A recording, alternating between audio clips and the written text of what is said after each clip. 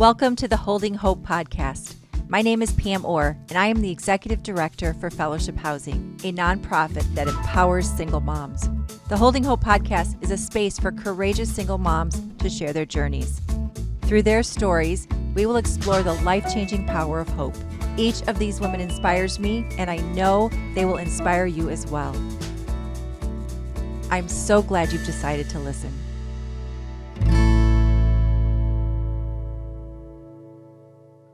Welcome to the Holding Hope podcast. I'm your host, Pam Orr, Executive Director for Fellowship Housing, a nonprofit that serves single moms in the Chicagoland area. I believe to my core that single moms are among the hardest working people in the land. I am so excited for you to meet today's guest, Jessica. Jessica is going to share her incredible journey of overcoming obstacles and creating a new life for her and her son, Emiliano.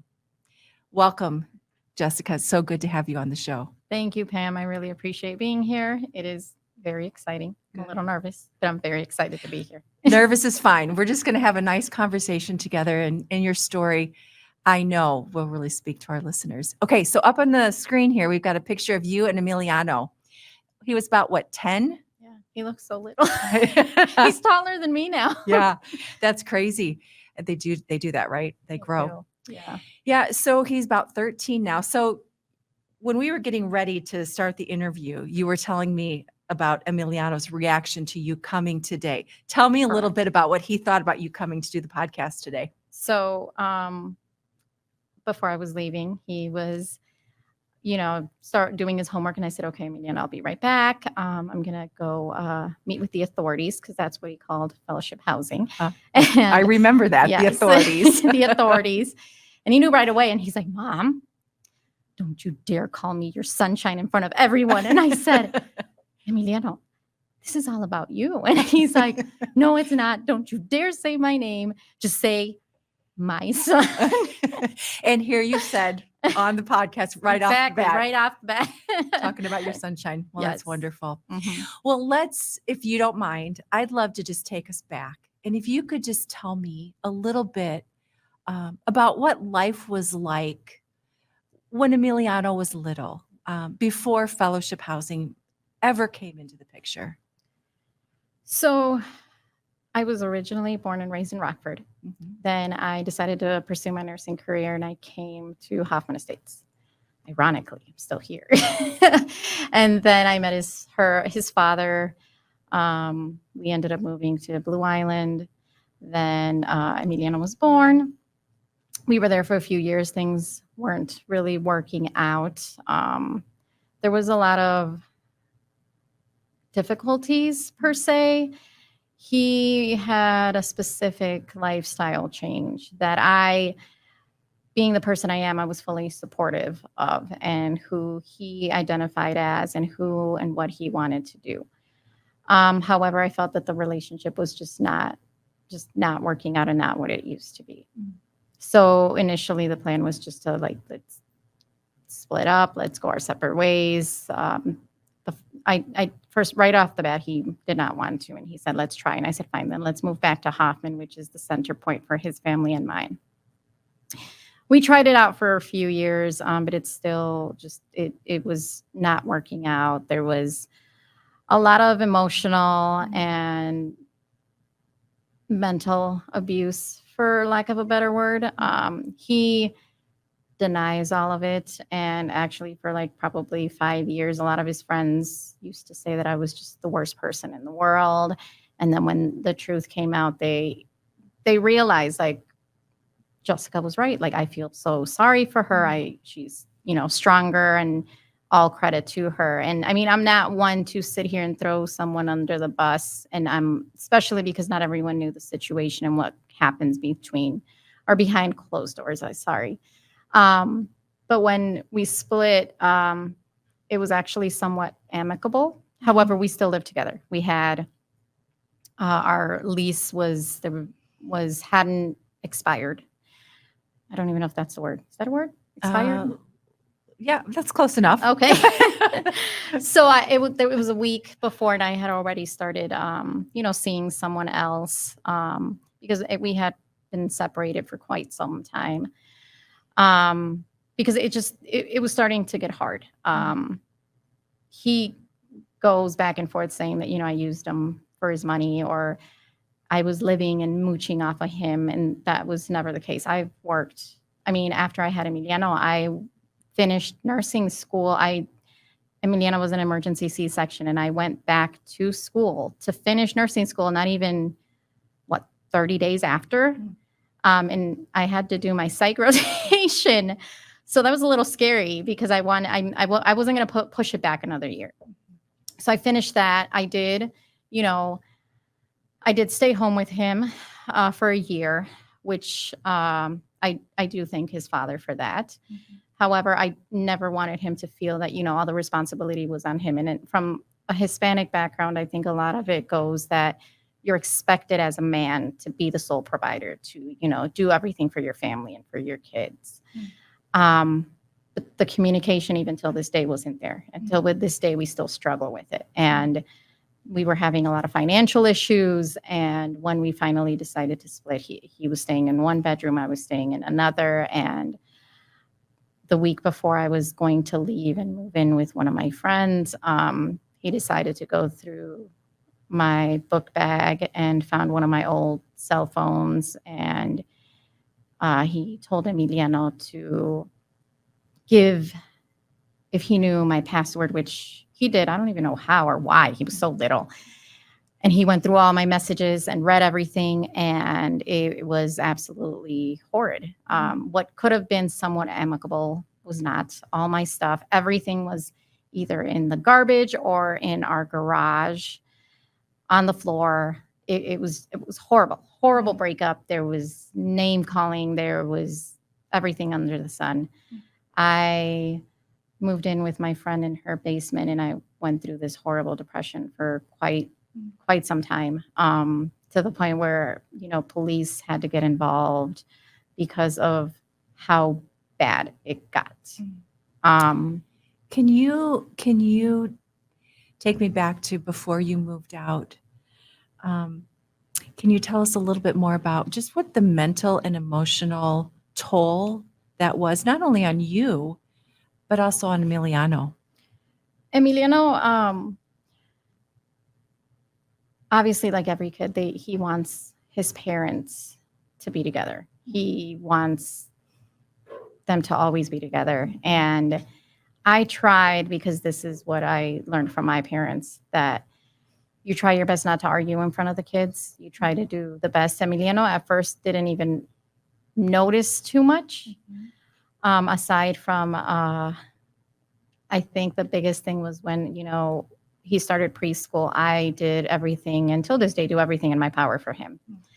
And I really wanted him to do the bilingual program or the dual language program. And I even got a parent-child advocate from Springfield to come in to help out. And his dad was like, he's just not smart enough to understand both languages. He's not going to do it. So I remember the day he told me, and I recorded it too, that I told Emiliano, and I said, read to your dad. And in my mind, I'm like, we're going to prove you wrong. Like, Emiliano can handle this. Yes, it was a little difficult coming from a bilingual household, doing both English and Spanish at the same time. And later on, we did find out that he was having a harder time understanding both.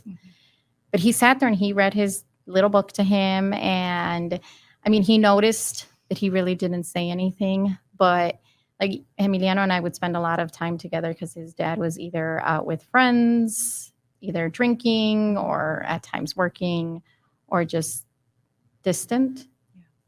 And I remember we were watching a movie and Emiliano started crying, and I said, what's wrong? And he said, well, the girl in the movie's crying, Mommy.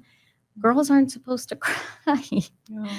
And it was like he would notice, and he never really fully came and told me. He did tell my sister that, he would see me cry all the time, or he would notice us arguing, and he never really said anything to me or to his dad. He never tried to completely intervene. He kind of just stayed back. He never opened up to either one of us, just possibly my sister when in conversation they spoke. Me, I started seeing a counselor in Chicago because the emotional toll that it was taking on me, both with my anxiety, with my depression, with just understanding, his lifestyle change and how to cope with it on top of with Emiliano and dealing with all of this. His dad would always tell me that, I don't need someone to tell me who I am. And if that's what you need to do and that's what you're going to pay to do, then go ahead. I mean, I went with her for about 2.5 years. If it wasn't for the fact that she switched to like private practices and the amount that I had to pay was ridiculous, I probably would have continued. But it was, I would try to get him to come. I did everything that I feel in my power that I could, because psychologically, mentally, it was just not there. There were times where we would end up either having to go in a hotel or sleep without the lights or not the lights, the electricity or the furnace or whatever the case may be. The house we were staying at when we were in Blue Island before we moved back to Hoffman, he never told me he was having financial issues. It was just more of, you need to make sure you cook. You need to make sure this. You need to make sure blah, blah, blah. And that was his father's house. And I think it ended up going in foreclosure because he never communicated with anyone that he needed help. So when you said that you would go to sleep at night without the furnace on, without the electricity, was that because bills were not getting paid? Correct. Okay. Bills were not getting paid. There was an instance when we were still living in Blue Island in his parents' home that there was a huge flood and we lost everything. So then once we moved to Hoffman Estates, there were times that we ended up getting locked out of our own home because obviously we had no electricity. So then we had to go get a hotel. And I always had like an emergency pack for me and Emiliano. So we had PJs, diapers, or whatever it was that we needed. I remember one time that the gas was turned off and we needed to bathe. And I had electricity was working, but not the gas. And I had the like my coffee maker, and I would just make the water hot through the coffee maker so I can get it warm and then mix it. And then we were taking like military showers. We just, I know what the struggle is. Yeah. Emiliano knows it to an extent, but thankfully we were able to get out of that situation. Even now, the struggle, the finances, the mental games are still present. When we were together and even after, like, it was a huge mental putting someone down, putting me down, that, no one knew who I was. No one would ever accept me for who I was or whatever the case may be. And I tried as best as I could to be there as a friend. And I don't feel like I was fully reciprocated. So you're living in a situation where the person who is supposed to be your biggest cheerleader and partner in parenting your son is actually verbally abusive. The situation is chaotic at best. You don't know if there's going to be warm water or heat. And then you come upon this time when he breaks into your cell phone. Correct. And your belongings are all pushed outside or in the garage. Was that the breaking point? Was that the point at which you said, we cannot live this way anymore, and you chose to move out? Oh, it was over. My mom showed up, my dad showed up, my sister showed up, everyone. Later on we had spoken and he said, you cleaned out in 10 hours. You actually did it. And I took everything. I'm not a horrible person. I left him with a spoon and a fork and a knife. But he took growing up, I always know that, things happen, banks, whatever. So I always keep a little, not a lot, just a little cash on the side in case of emergencies or whatever the case may be. He took all my money. He took everything I had. Thankfully, he did return my passport and Emiliano's passport. And that was because I think during the argument, once I was getting ready to leave, I told him I need the passport and he wouldn't give it to me. And the keys to the car were just laying on the table. So I took him and I said, I guess I'm taking the car. And it just like there was many points where he had to tell his brother, like, you need to get in the middle because it was going to get physical. It's never gotten physical, but his brother would come in the middle of us and he would be like, you need to calm down. You need to, thankfully, he was smart enough to know better and, have someone present. And his brother did. He would push him away and that situation was horrible. I was happy that my dad was there and took Emiliano away so he didn't have to see any of that. Yeah. But like Emiliano walked in and like even Emiliano stuff, everything was in the garage, like his bed, his clothes, like it was a hot mess. It was horrible. And to me, it's like, you say you care so much about your son, like move me out of the equation, but why did you mess up his room? Why did you throw all his stuff away? Why is he involved in this separation as well? And it just, that situation was very scary. I sat there and before we made it to the townhome we were at, my sister and my mom met me because, he was calling my mom, calling my sister, calling me all these names and saying that you better come and get her because this is getting horrible. And he's texting me all of this. And I'm sitting outside the Walgreens and I'm just crying and crying. And my sister and my mom came from Rockford and my sister, sorry, I might cry, but I remember my sister's like, Jessica, you need to stop crying and we're going to do this. Like, you better woman up and we're going to go in there. We're going to get your stuff and we're going to get out. And I remember my mom was just like, ultimately, like I'm going to support whatever it is that happens, but this situation shouldn't have gotten to where it got. And we got there and the garage door was already open and all you see is all of my belongings, everything in either bags or boxes are just laying there. And then I walk upstairs and he's just calling me every single name under the book and telling me absolutely everything. And then it was bad. And I remember his dad till this day, because we've been separated for over 7 years, I want to say. I told his dad I don't talk to his dad because when we decided we were going to separate amicably, his parents didn't want that to happen. His mom's very religious and she was already opposed to the fact that I refused to marry him just because I ended up getting pregnant. I said, if we're going to get married, it's because he loves me, not because there's a child involved. I don't believe that. All respect to everybody else, but I don't believe that. And his dad looked at me and he said, you know that no one's going to want you anymore. And I said, excuse me? And he said, you already have a son. You're I don't know how to say it in English, but I guess the best way would be like, you're like a open rice pack that has already been poked at. Nobody wants that.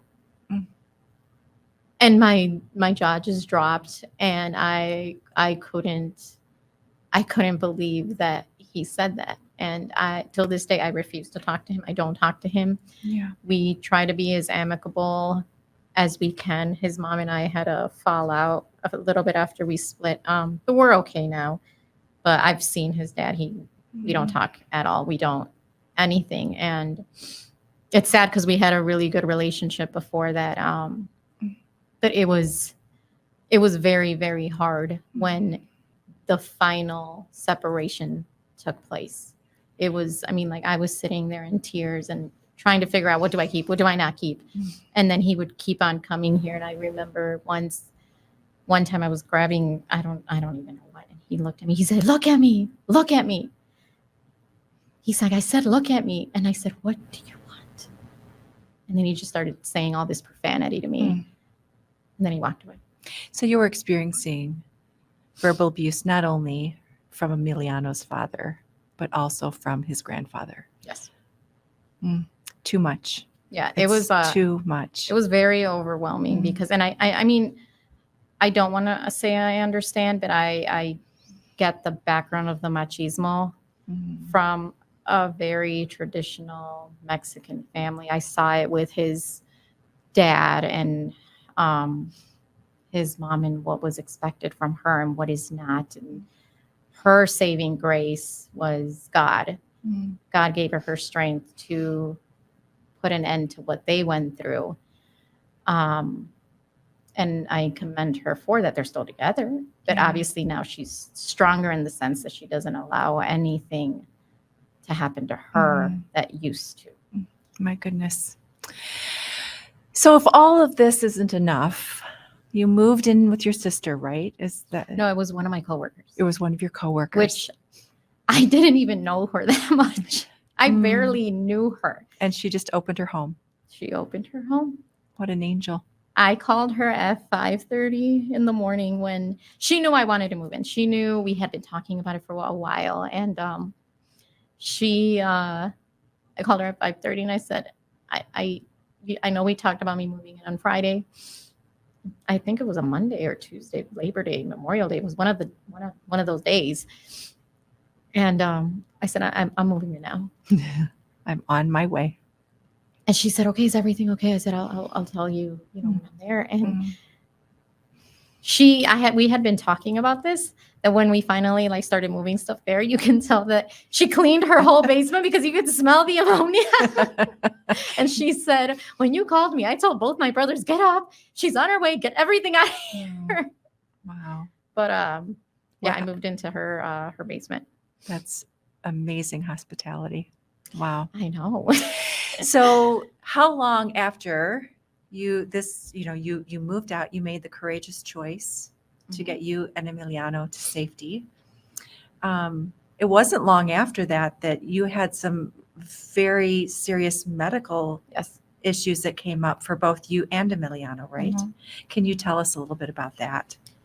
After I moved in with her, I was insanely depressed. Her and her family were great. They gave me my space. They didn't push.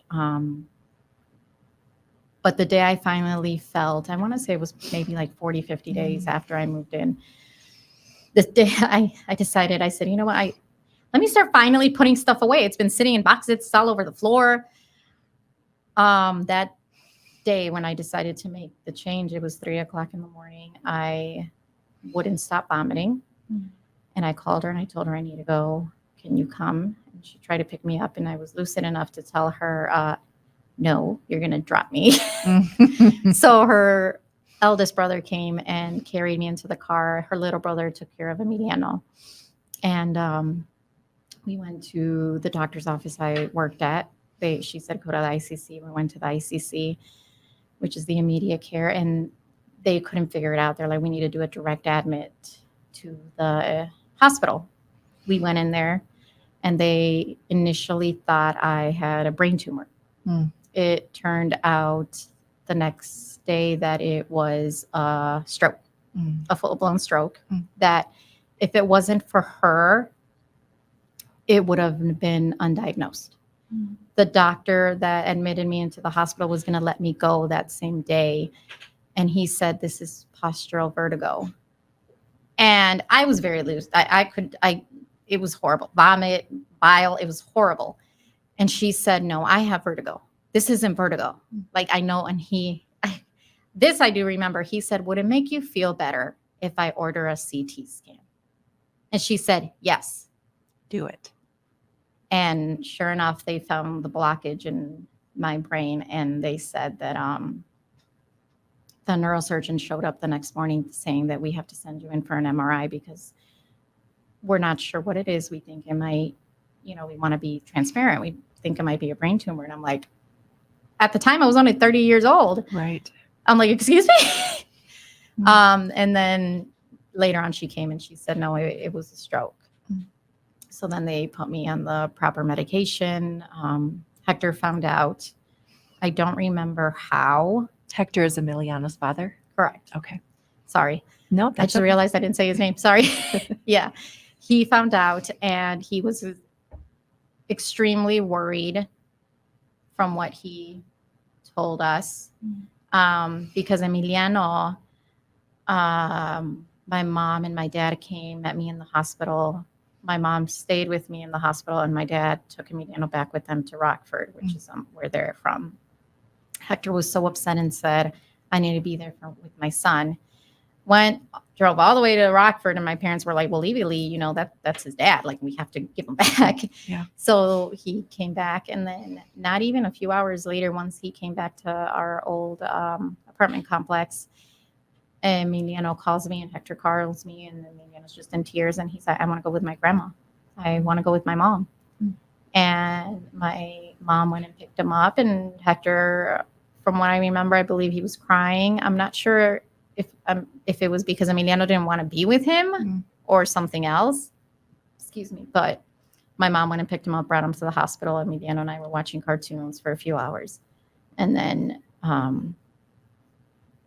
they left and he's like, okay, Grandma, Mommy, you call me every day. And he's like, Grandma, we go to Rockford. Don't get lost. Yeah, I was in the hospital for over 7 days. I was off work for 2 to 3 months. My goodness. My short-term memory is not what it used to be. Certain dates, certain things don't come to me like they do, or they should. I mean, my short-term memory is okay. My long-term memory is not. I can't remember certain dates, certain times. My families talk about certain things, and it doesn't come to me. Yeah. One of my really good friends, we went out to dinner for something. It took me 3 days to remember when it was and what we did. I had to have visual pictures of what it is, what I did, because I graduated neurology, but I still suffer with certain things here and there, but I have been very blessed that I didn't suffer any major deficits like some patients do. I'm so glad. Yeah. Now, if I remember correctly, something else happened while you were in the hospital as well. Yep. Can you share that as well? We found out Emiliano had a 7-centimeter cyst in his left temporal lobe in his brain as well. So you're in the hospital. Making appointments. Yeah. And you're making appointments for him while you're in the hospital recovering from a stroke. Yes. My goodness.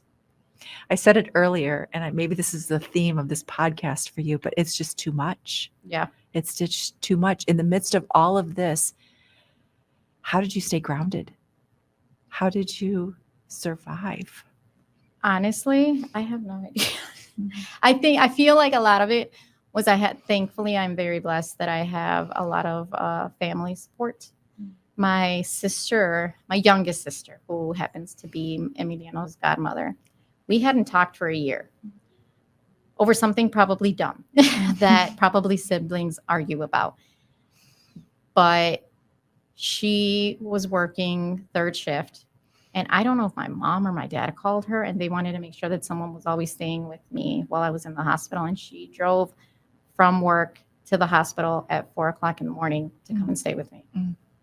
My sister was on vacation and we all didn't say anything to her until she came back because we know she's liable to just take the first plane and come. And when she finally arrived, she's like, hey, what's going on? I feel like someone's hiding something. And I said, are you sitting down? And she's like, Jessica, you're scaring me. And I told her, and sure enough, she's like, I'll be there. I'll be right there. I'm coming. So I have been very, very blessed in my family. For the most part, everyone was there for me and for my son, because Emiliano stayed with my parents until I was out of the hospital. After the hospital, my younger middle sister took me and we went back to Rockford and I stayed over there for 2 months. to try and recover. And it was the worst experience because every time I had a headache, I thought I was having another stroke. Sure. I thought I was having some sort of issue. And they told me that obviously those were symptoms that were probably going to continue for a while. And it was a very, very, very scary time. Very scary time. So in the midst of all of that, I don't want to move on. Before we close up for everyone listening, what happened with Emiliano and the cyst that was on his temporal lobe? So we went to numerous appointments. It went from every 3 months to every 6 months to yearly to now by every other year to make sure that he's not having any sort of deficits and nothing's growing. Thankfully, praise God, it has not grown. We have one more MRI that it needs to be scheduled for next summer. And if nothing has changed, he will also graduate neurology because, and I quote, the doctor said, he is just a normal boy. And that's what you want to hear from a Exactly. doctor about your child. Yes. For a while, we would call it his second brain. But once he got older, he realized he's like, no, that's another air bubble. Just an air bubble. Yeah. So, but now, I mean, his head grew into it. So you can't really tell. Before you could really tell it would stick out. But you can't tell anymore. Obviously, he has restrictions as to what sports he can and can't play. Sure. But, thankfully, I am very blessed and thankful that he has, we're getting there. Yeah. That's great. Yeah. My goodness. Okay. So this is a lot. And then somehow you get from this stage where you're at to discovering fellowship housing. Tell me about that. How did that come about? You're still living in the basement of your coworker. And I'm assuming you're not wanting that to be a long-term solution, but how grateful you must have been for the assistance and the safe place. Yes. How did you hear about fellowship housing? One of my other coworkers, she said she had a friend who worked in a program that helped mothers. That's all I got. Okay. I knew nothing, Okay. absolutely nothing about fellowship housing. She gave me the number. I called, I applied. And I knew absolutely, I honestly did not know what I was getting myself into. You applied without understanding what you were applying for. All I knew is that fellowship housing helps single mothers. Okay.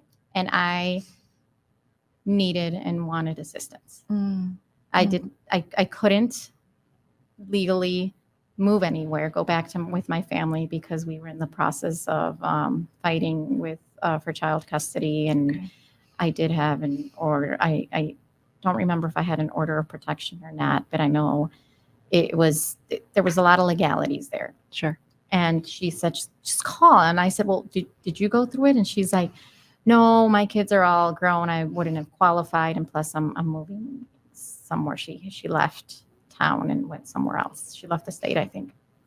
So I called and then I believe I met Heather and she somewhat explained everything to me. Okay. And Paula, I met Paula. Okay. And it was right before Christmas.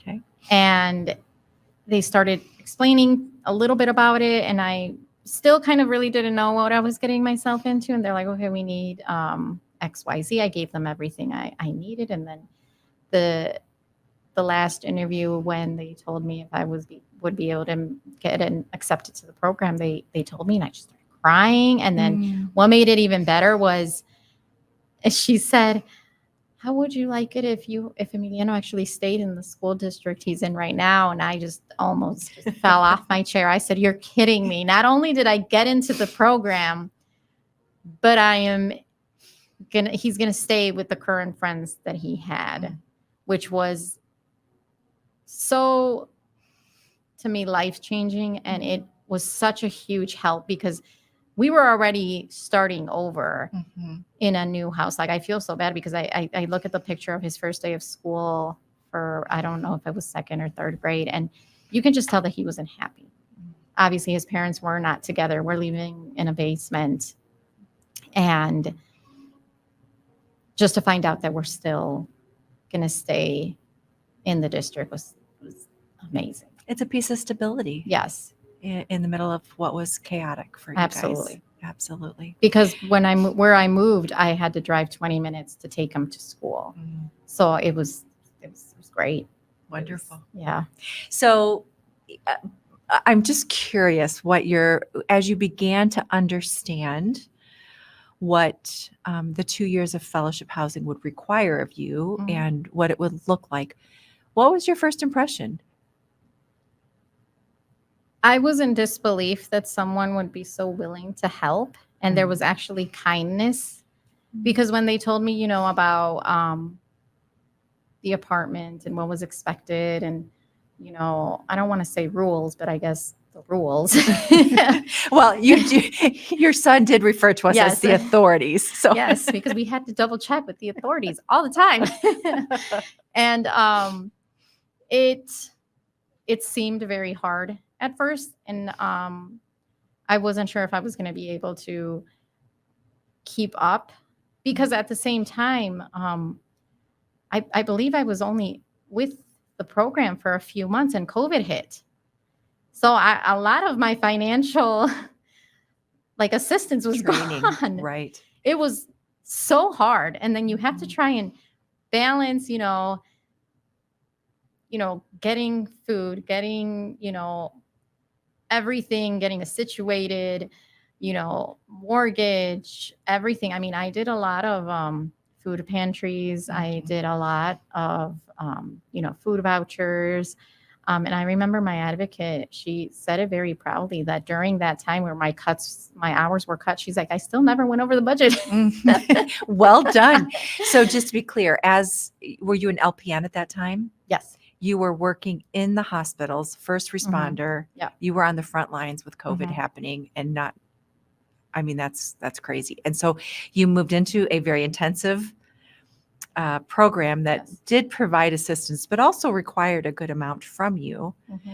You're on the front lines, working at a hospital in the middle of a pandemic, and you're recovering from a stroke. And also navigating not knowing what's going on health-wise for your son. I'm going to say it again. It's too much. It really was. My goodness. Like, some people actually feel that that's probably the reason why I had my stroke. Sure. Because they couldn't find an actual cause for it. They feel like I just mentally and my body just physically couldn't take it anymore and just gave up. Your body said, I need help. Yeah.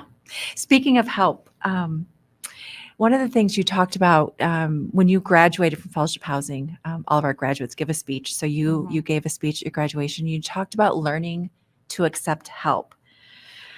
Can you tell us, do you remember a moment when you realized it's okay to ask for help and I need to ask for help? There's so many. I think a lot of it came when I was finally accepted in the program, and my advocate showed me where I was going to be. You saw the apartment for the first time. Yes. Okay. How did that feel walking in? Oh, I started crying. Do you remember? Yes, I started crying, and Emiliano wasn't with me.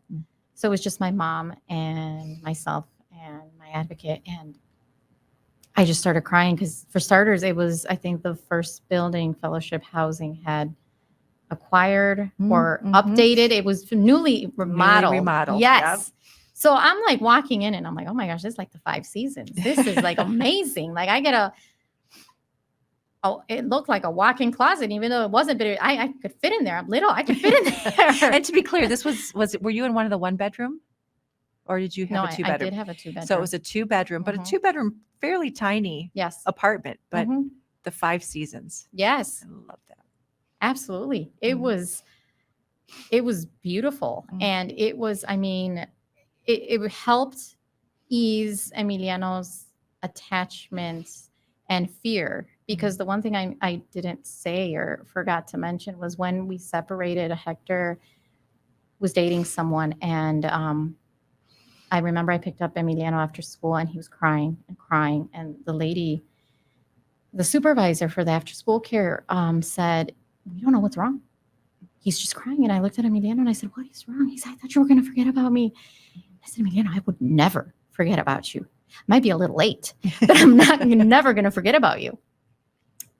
And we got in the car and he said that his dad, and mind you, he was only 4 or 5 years old. He said his dad left him home alone to go drop off his girlfriend at her job. And he woke up in the middle of the night. And I guess he left the cell phone on and they could hear him screaming or something. And I guess she said, don't worry, your dad's on his way. So Emiliano he's better now. Not so much when he goes to his dad's house, but he has a lot of separation anxiety. And it was very, very hard to manage. And it was the whole, are you still here? Are you not here? So being able to have that 2-bedroom was able for me to, I was able to break that little bit of it's okay and give him some sort of independence that you can try and sleep on your own. And I'm going to be right here. Yeah. Like it's literally like 5 steps and I'm right there. And I mean, it helped big time because he was able to sleep for the most part through the night. There were a few nights where he would run and just get in bed with me. But the amount of change and the ability for him to just stay alone in a room, obviously door open, night light, helped tremendously. Absolutely tremendously. That's wonderful. One of the things that you mentioned was that budgeting became a really critical part of your time at Fellowship Housing. What were the most significant changes that you started to see once you started managing your finances differently? I could actually save money. Until this day, I still carry it. And I remember the budget that. Yes. Okay. I still follow it. Obviously, we do have our cheating days, but I learned how to, use coupons. I learned how to look for deals, but it literally was, okay, this is what I have to spend this week. This is what I have to spend this month. We got to knock this out of there. And that, I remember when, I first started, Heather, I think, said, you really find out who your true friends are. Because one of the big thing is, we can't buy presents or give out any sort of monetary things to other people, which makes sense. You're trying to better your life. Right. Get on your feet. Yes. Yeah, right. And everyone was fully supportive of it. No one expected more of me or less of me. They still treated me very equal. And it was amazing to see that I had such a strong support system. But it was hard. Not as hard as some people, because I come from a Mexican background. So I always have to ask permission, even till this day when I visit my parents. I'll say, okay, Dad, I'll be right back. I'm just going to go to the store with my mom or something. I mean, it's still there. They don't care how old you are. So this is the second time you've mentioned the culture that in which you grew up, the Mexican culture. Give us just a little bit more flavor of what you're talking about there when you talk about the Mexican culture in this arena. I mean, there's a lot of respect. There's so much respect. Obviously, there's the machismo for men and, how they feel like they're very superior to women. It's not as common anymore, but it's still there. Yeah. And we value respect so much, respect for our elders. And I try so hard to instill that in Emiliano as well. But we go to my parents' house. We make sure we say hi. We say please, which, I mean, we do anyways. But when we step out of the house to go to the grocery store, you better let my dad know. You better let my mom know, because if not, you're going to hear it. And it's just, that's just how you were raised. Doesn't matter how old you are. Yeah. You still respond to them. Yeah. And it is expected. And I mean, they will do and go above and beyond for their kids and their grandkids and do everything for you. But the amount of love that is there will always be there. But there's so much respect and expectation to that is just like, it goes without saying. It goes Like, without saying. Yeah. So you stepping into a system that was very structured mhm. and had a lot of guidelines. We'll call them Yeah, guidelines. let's go with that. Let's go with the guidelines. See, that's a better word. What was something that wasn't uncomfortable No. for you to do? No. Okay. It was a little, I don't want to say weird, but different. Understanding, Yeah. which I learned so much. Like, okay, let's print out my expenditures for the month and let's compare where we could cut, where we could not, or giving all my information to everyone. I'm like, oh my gosh, it's like open book. Here you go. Did you feel like you were, to me, it seems like that would be incredibly vulnerable. Very. Yeah. Because you never knew. Yeah. Like, I mean, when we moved in, it took a while before Emiliano finally started going and seeing his dad. But the first time he did, I remember I was so nervous, but I went and I bought a bottle of wine. And all I thought was like, oh my gosh, Lisa's going to scream at me. Lisa's going to say something. She's going to think I'm an alcoholic. But I was just so happy to be able to like sit at home and feel safe and relaxed and be able to cook a meal in what at that time was my home. Yeah. I think that bottle of wine was a wise purchase. And for those that don't know Lisa that are listening, we both know Lisa. Oh, yes, I love her. I'm guessing she didn't yell, did she? No, till this day, she has said nothing to me about that purchase. There you go. She was cheering you on. She probably. That's awesome. That's so good. So 2 years you were with Fellowship Housing, roughly, give or take. The budgeting you worked incredibly hard at. I pulled up your numbers. Do you remember what they were? You came in with no savings. No. Do you remember what you left with?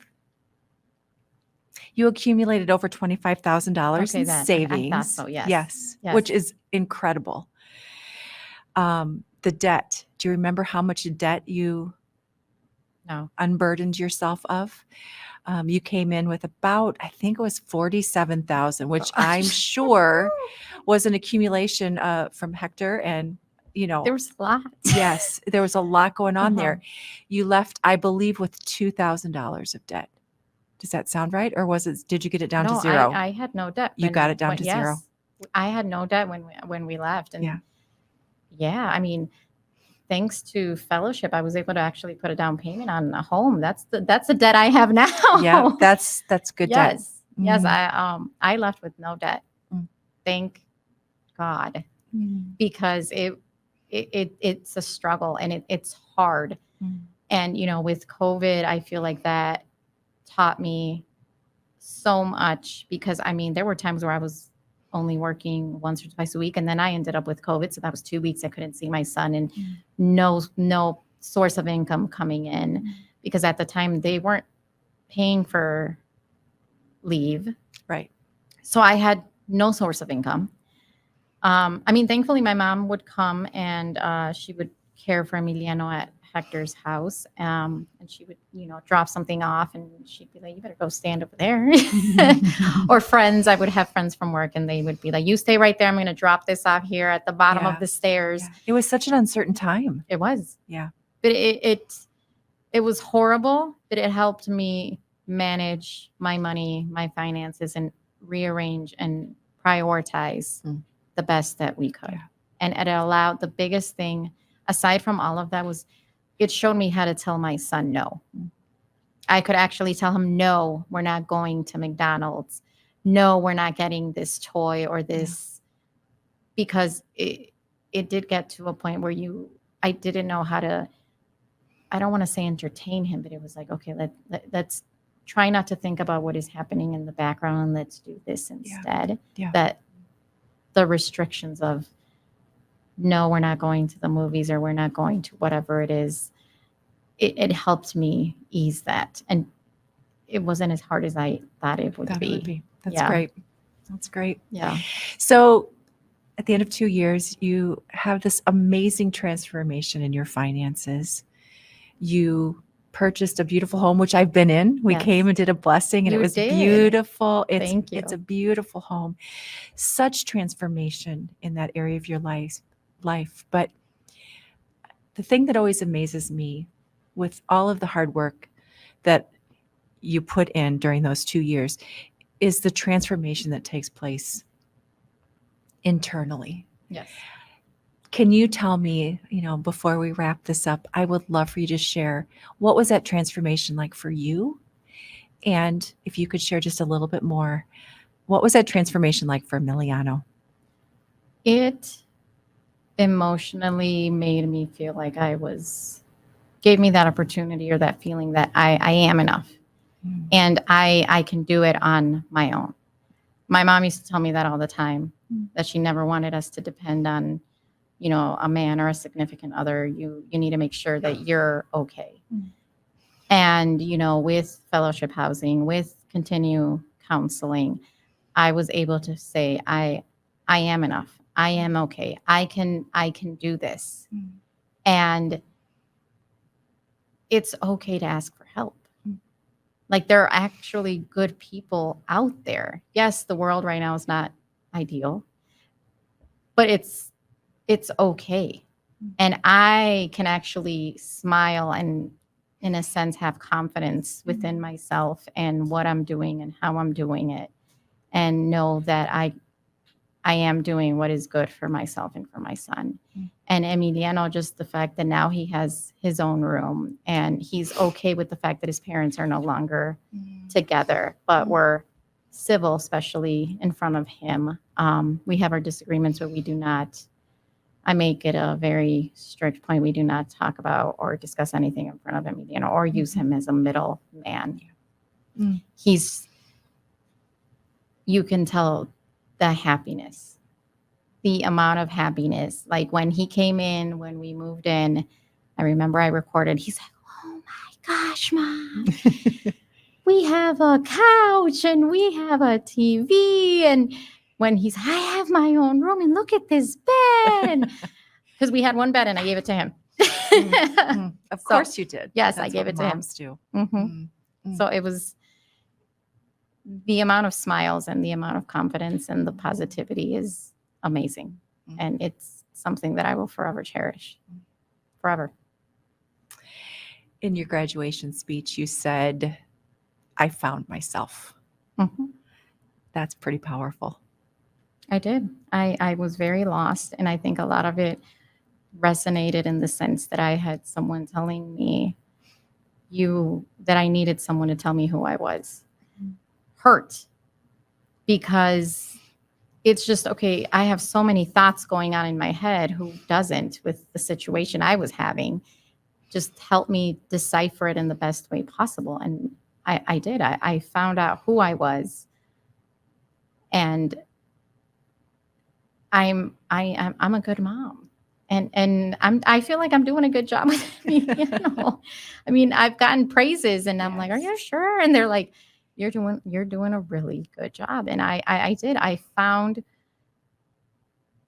the stepping stones to continue my life and be able to be confident in moving forward.